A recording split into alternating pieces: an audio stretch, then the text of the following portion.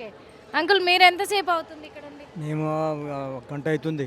గంట అవుతుంది. ఏ ఊరికి వెళ్ళాలా? హన్మకొండ వెళ్ళాలి. హన్మకొండ. హన్మకొండ బస్సు ఒకటి కూడా రాలేదు. ఒక్కటి కూడా రావడం లేదు. రావడం లేదు.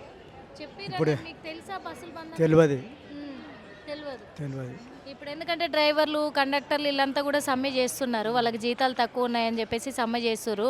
ఇవో పక్కనేమో మరి బస్సులు వస్తలేవు అని అంటున్నారు. మళ్ళీ ఎలక్ట్రికల్ బస్సులు నడిపిస్తారు, అవి కూడా రాలేదు. రాలేదు, రావడం లేదు. ఎట్లా ఎంత ఇప్పుడు ఏం చేసి ఇంత చేసి అంత ఇబ్బంది పడుతున్నాం మేము ఇక్కడ.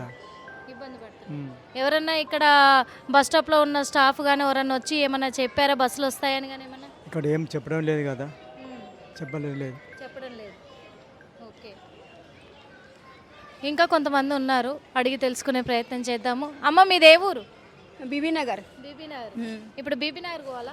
పోవాలన్నా బీబీనగర్. ఎన్ని గంటల నుంచి ఉన్నారు ఇక్కడ? గంట అయింది వచ్చి.